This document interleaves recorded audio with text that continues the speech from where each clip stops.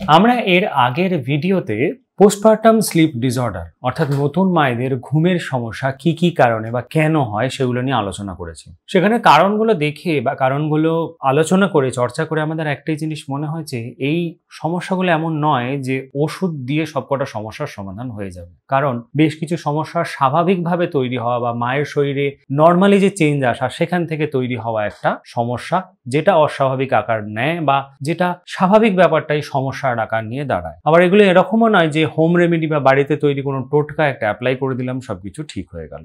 এই জন্য আমাদের একটা প্ল্যান দরকার, যাতে করে মায়েরা ইন্টারনালি বা আভ্যন্তরীণ ভাবেও একটু রিলিফ পায় এবং আশপাশেও পরিস্থিতি এমন থাকে যে মা একটু ঘুমাতে পারে বা রেস্ট নিতে পারে। এক্ষেত্রে তিনটে ব্যাপার, একটা হচ্ছে স্লিপ প্রোটেকশন প্ল্যান, একটা শিফটিং, আর একটা হলো মাইন্ড বডি টুল কিট। এই তিনটে জিনিস আমাদেরকে হেল্প করবে। এই তিনটে বিষয় নিয়ে আজকে আমরা আলোচনা করব, যেটা আমাদের বেসিক্যালি পোস্টপার্টাম স্লিপ ডিসঅর্ডার ব্যাপারটাকে ম্যানেজ করতে বা নতুন মায়েদের যে ঘুমের সমস্যা, ঘুমের অভাব, এই ব্যাপারটাকে ম্যানেজ করতে আমাদের হেল্প করবে। তাহলে চলুন শুরু করা যাক।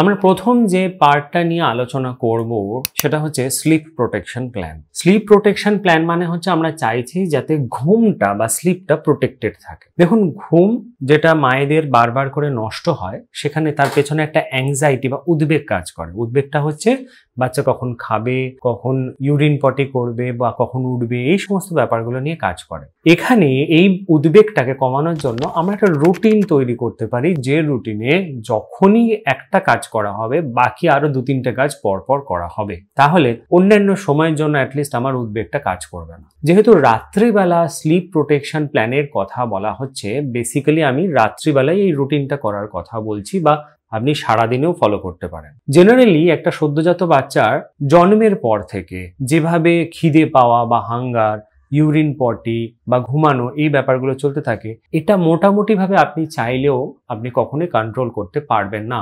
অ্যাটলিস্ট 1 বছর অব্দি কন্ট্রোল করাটা মুশকিল হয়ে যায়। কিন্তু সমস্যা হচ্ছে রাত্রিবেলা যেহেতু আমাদেরকে উঠতে হয়, সেই জন্য এই মায়ের এই উদ্বেগটা কাজ করে, এবং আমরা সেই জন্যই বলছি যে রাত্রিবেলা এই জিনিসটাকে, এই প্ল্যানটাকে যদি করা যায়, যে যখনই বাচ্চা উঠলো প্রথমে খাওয়ানো, তারপরে তার ডায়াপার চেঞ্জ করা এবং তারপরে তাকে ঘুম পাড়ানো, তাহলে অ্যাটলিস্ট নেক্সট 1.5 বা 2 ঘন্টার জন্য এটুকুনি স্বস্তি যে এই তিনটে ব্যাপারের জন্য কোনো সমস্যা হবে না। মানে অ্যাটলিস্ট ইউরিন বা পটি করার জন্য বাচ্চা উঠে পড়বে না বা সেখানে সমস্যা হবে না বা খিদে পাবে না। তবে এই ব্যাপারটা করার জন্য আমাদেরকে কয়েকটা জিনিস ফলো করতে হবে। প্রথমত, ঘরে যেন কোনো প্রকার আলো না থাকে, কারণ ঘরে যদি আলো থাকে সেটা মা এবং বাচ্চা দুজনের ঘুমানোর জন্য সমস্যা হয়ে দাঁড়াবে। কারণ ঘুমের জন্য প্রয়োজনীয় যে মেলাটোনিন হরমোন, সেটা আলোর প্রভাবে ক্ষরিত হয় না।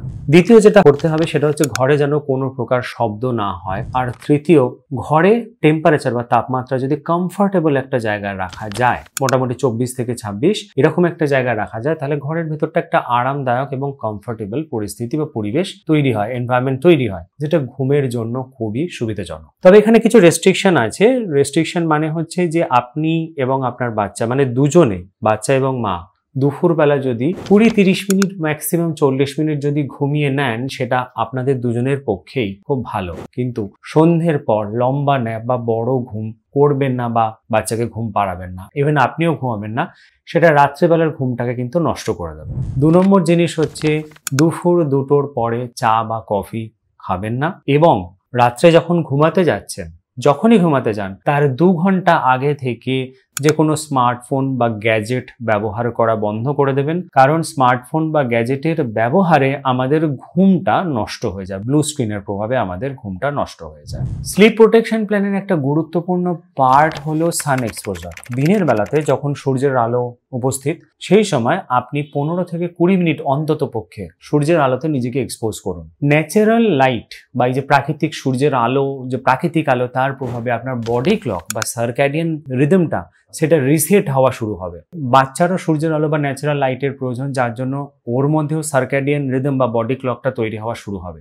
কিন্তু ডাইরেক্টলি আমরা এইভাবে সূর্যের আলোতে বাচ্চাকে রেখে দিতে পারি না, তারও কিছু নিয়ম আছে, যেটা নিয়ে আমি একটা আলাদা ভিডিওতে আলোচনা করেছি, দেখতে পারেন। তবে ঘরের মধ্যে যদি সূর্যের আলো ঢোকে, তাহলে সেখানেই দরজা জানলা খুলে দিয়ে ইনডাইরেক্টলি সূর্যের আলো যদি ঘরে ঢোকে, তাহলে বাচ্চাকে সেই ঘরে রাখতে পারেন, যেটার প্রভাবেও আস্তে আস্তে ওর মধ্যে বডি ক্লক ডেভেলপ করা বা দিন বা রাতের মধ্যে পার্থক্য তৈরি করাটা শুরু হবে। রাত্রেবেলা বা সন্ধ্যেবেলা হলে আলো আস্তে আস্তে কম রাখবেন, যাতে করে এটা বাচ্চার মনে হয় যে আস্তে আস্তে ডিফারেন্সটা তৈরি হচ্ছে, সকালবেলা ঘুমানো যায় না, রাত্রেবেলার দিকে ঘুমোতে হয়, বা সন্ধ্যেবেলা হলে আস্তে আস্তে ঘুমানোর জন্য তৈরি হতে হয়। আমাদের নেক্সট পয়েন্ট হলো বা নেক্সট স্টেপ হলো শিফটিং।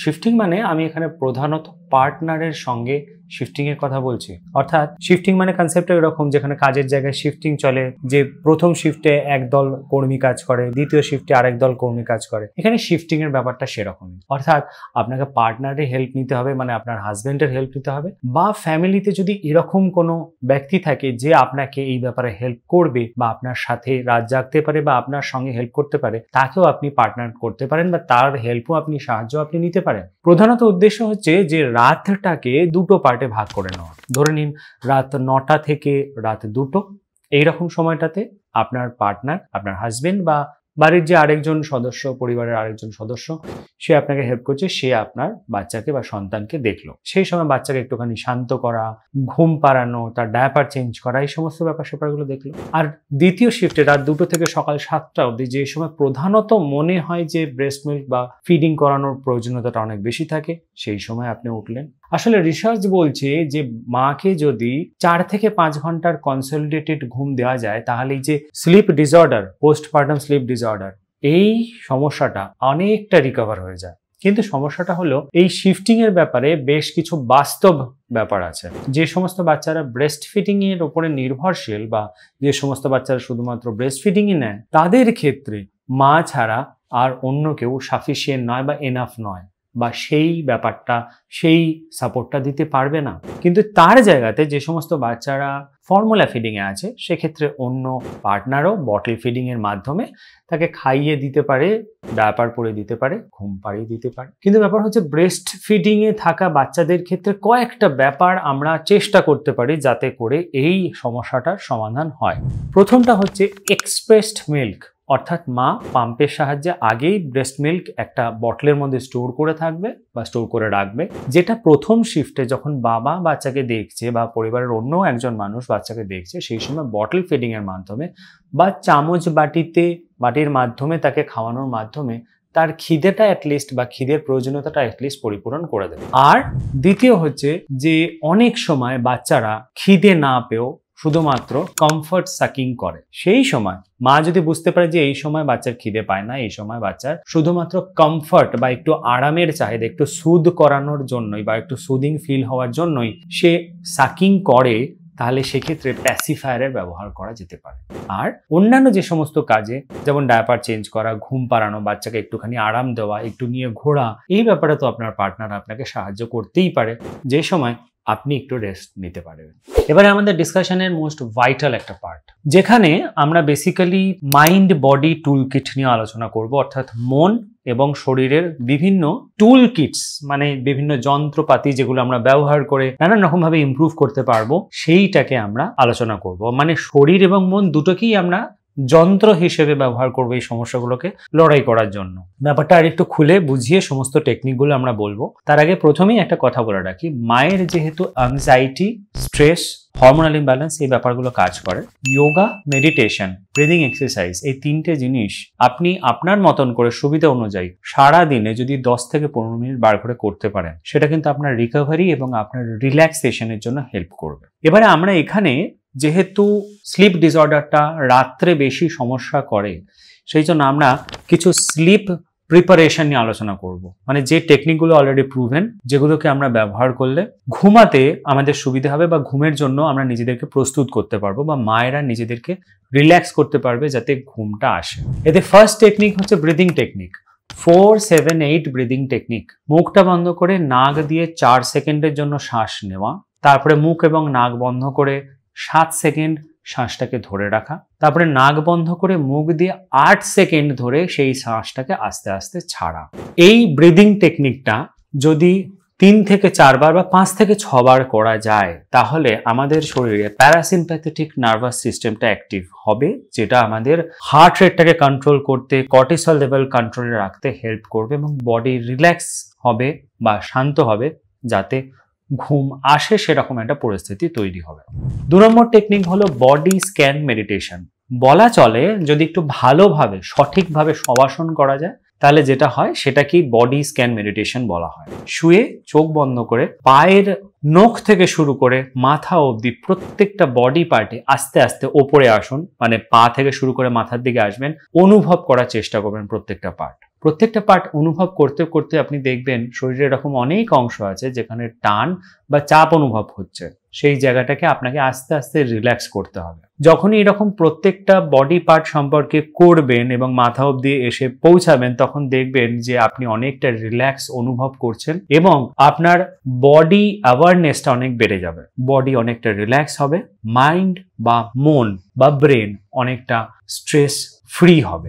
3 নম্বর টেকনিকটা হচ্ছে প্রোগ্রেসিভ মাসেল রিল্যাক্সেশন। একইভাবে যেরকম আগেরটাতে আপনি প্রত্যেকটা জায়গা অনুভব করলেন, এখানেও প্রোগ্রেসিভ মাসেল রিল্যাক্সেশন মানে হচ্ছে পায়ের নখ থেকে বা পায়ের পাতা থেকে শুরু করে ঘাড় বা মুখ অবধি প্রত্যেকটা যে শরীরের যে মাসেলগুলো আছে সেগুলোকে একবার করে কন্ট্রাক্ট করা বা খিঁচে ধরা বা টেনে ধরা, তারপরে রিল্যাক্স করে দেওয়া। এটা এক এক করে পা থেকে শুরু করে মাথার দিকে আসতে হবে। প্রথমে পায়ের পাতা 5 সেকেন্ডের জন্য আপনি এরকম ভাবে মুড়িয়ে ধরলেন, তারপরে রিল্যাক্স করে দিলেন।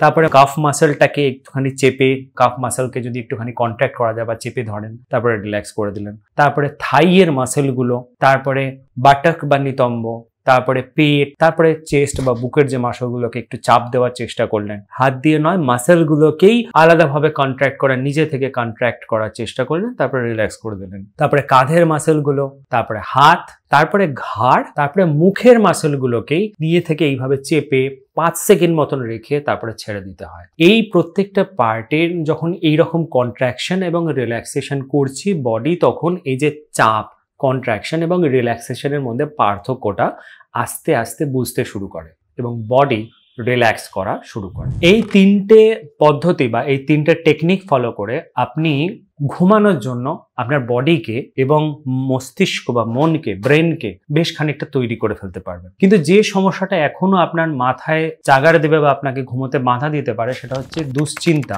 মাথায় নানান রকম ভাবে খারাপ চিন্তা ভাবনা ঘুরতে থাকা। এই ক্ষেত্রে বা এই জায়গাটাতে পার্কিং লট টেকনিক এই ব্যাপারটা আপনার কাজে লাগবে, বা থট পার্কিং টেকনিক ব্যাপারটা কাজে লাগবে। ব্যাপারটা কিরকম? ঘুমোতে যাবার আগে যখন এই বডি রিল্যাক্সেশন করছেন তার আগেই ব্যাপারটা করতে হবে, সেটা হচ্ছে একটা খাতা বা একটা নোটপ্যাড, একটা পেন বা পেন্সিল নিয়ে বসে যান। সেটা হচ্ছে আপনার মাথায় যা ঘুরছে সেই পেন বা পেন্সিল দিয়ে ওই প্যাডের মধ্যে লিখে ফেলো। 3টে পার্ট থাকবে বা 3টে লাইন হবে, 3টে কলাম হবে। প্রথমটাতে থাকবে টু ডু, যেগুলো আপনি করতে চান। দ্বিতীয়টাতে থাকবে ভাবনা চিন্তা বা থট, যে আপনার মনে হচ্ছে এরকম একটা কিছু হয়েছে বা এরকম একটা অবস্থা। আর 3 নম্বর হচ্ছে অ্যাংজাইটি, কোন ব্যাপারগুলো নিয়ে আপনি টেনসড হয়ে আছেন বা চিন্তায় আছেন বা টেনশন হচ্ছে, আপনি অনেক বেশি চিন্তিত। এই 3টে জিনিস খাতার মধ্যে ডিটেলসে লিখে আপনি শুয়ে পড়ুন। পরের দিন সকালবেলা যখন আপনি একটু শান্তভাবে বসে আছেন, হয়তো ব্রেকফাস্ট করছেন বা একটু রিলিফ পেয়েছেন, তখন খাতাটা নিয়ে বা রাইটিং প্যাডটা নিয়ে দেখুন, ওই লেখাগুলো পড়ে দেখুন। এর মধ্যে অনেক রাইটিং বা অনেক থট বা অনেক টু ডু লিস্ট, অনেক অ্যাংজাইটি পাবেন যেগুলো বেসলেস বলে মনে হবে, যেগুলো মনে হবে এগুলোর কোনো দরকার নেই, এগুলো নিয়ে মাথা ঘামানোই উচিত না, সময়ের সাথে ঠিক হয়ে যাবে, বা এগুলো হয়তো এই কারণে হচ্ছে, এগুলো অ্যাকচুয়াল ফ্যাক্ট এরকম। এমনকি এই বিষয়গুলো নিয়ে আপনার হাজব্যান্ডের সঙ্গে বা ফ্যামিলির যে আরেকজন কাছের মানুষ আছে যাকে আপনি সবকিছু খুলে বলতে পারেন, সেরকম একটা মানুষের সঙ্গে আলোচনা করুন। দেখবেন এই লিস্টের মধ্যে 90 to 95% লেখাই আপনার মনে হবে হয়তো বেসলেস।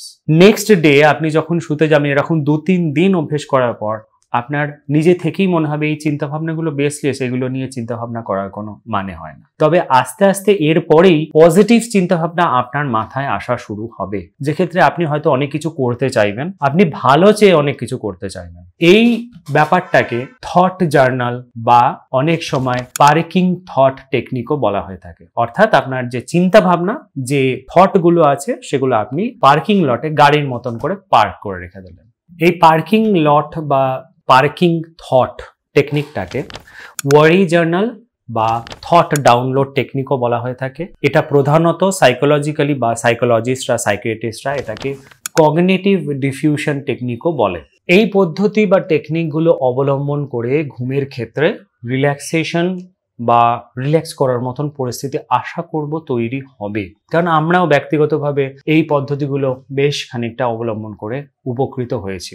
কিন্তু এক্ষেত্রে কিছু রেড ফ্ল্যাগস আছে, মানে যেগুলো দেখে আপনাকে এবার ডিসিশন নিতে হবে যে না, ডাক্তারের কাছে যেতে হবে। যেমন ধরুন দুশ্চিন্তা বা অ্যাংজাইটি, প্রচন্ড খিটখিটে ভাব, মুড সুইং বা মুড সিমটমস এগুলো রয়েছে, তার সঙ্গে ঘুম নেই, তার সঙ্গে বাস্তব বোধটা একেবারে নড়বড়ে হয়ে গেছে, মানে একটা হ্যালুসিনেশন, মানে যেটা আসলে কোনো অস্তিত্ব নেই কোনো কিছু, সেরকম কিছু দেখছে বা শুনে ফেলছে। ডিলিউশন চলছে, মানে কোনো জিনিস সম্পর্কে ভুল ধারণা বা অবাস্তব ধারণাটাই দৃঢ়ভাবে মেনে নিয়েছে। খারাপ চিন্তা ভাবনা ঘুরছে মাথায়, যেমন নিজেকে ক্ষতি করা, বাচ্চাকে ক্ষতি করা, সবসময় একটা হোপলেস ভাব, অর্থাৎ কোনো কিছু হবে না, কোনো কিছু নিয়ে আশাবাদী নয়, এবং এটাও মনে হচ্ছে যে এখন যা কিছু সমস্যা সেটা এই বাচ্চাটার কারণেই হচ্ছে। এছাড়াও ঘুম, হাইজিন এবং খাওয়া দাওয়ার ব্যাপারে একেবারেই উদাসীন, এবং কারোর সঙ্গে বন্ড করতে চাইছে না, মানে কারোর সঙ্গে গভীরভাবে জড়িয়ে পড়তে চাইছে না, নিজেদের পরিবারের বা ফ্যামিলি মেম্বারের সঙ্গেও বন্ডিং নিয়ে খুব একটা ইন্টারেস্ট দেখাচ্ছে না। এই সমস্ত যদি সমস্যাগুলো এসে থাকে, কাইন্ডলি প্লিজ দয়া করে রিকোয়েস্ট করছি একজন সাইকিয়াট্রিস্টের সঙ্গে কথা বলবেন বা পরামর্শ করবেন। সাইকিয়াট্রিস্টের সঙ্গেই কথা বলা মানেই সে পাগল হয়ে গেছে নয়, এগুলো এক একটা সমস্যা। আমাদের সামান্য সমস্যার জন্য যদি আমরা ডাক্তারের কাছে গিয়ে ওষুধ নিতে পারি, তাহলে একজন সাইকিয়াট্রিস্টের কাছে যাওয়াটা খুব দরকার, কারণ এই পরিস্থিতিগুলোকে রেখে দিলে এটা খুব খারাপ দিকে যায়। সেই জন্য যখনই এই রেড ফ্ল্যাগসগুলোকে দেখতে পাবেন, কাইন্ডলি একজন সাইকিয়াট্রিস্টের সঙ্গে গিয়ে আলোচনা করবেন।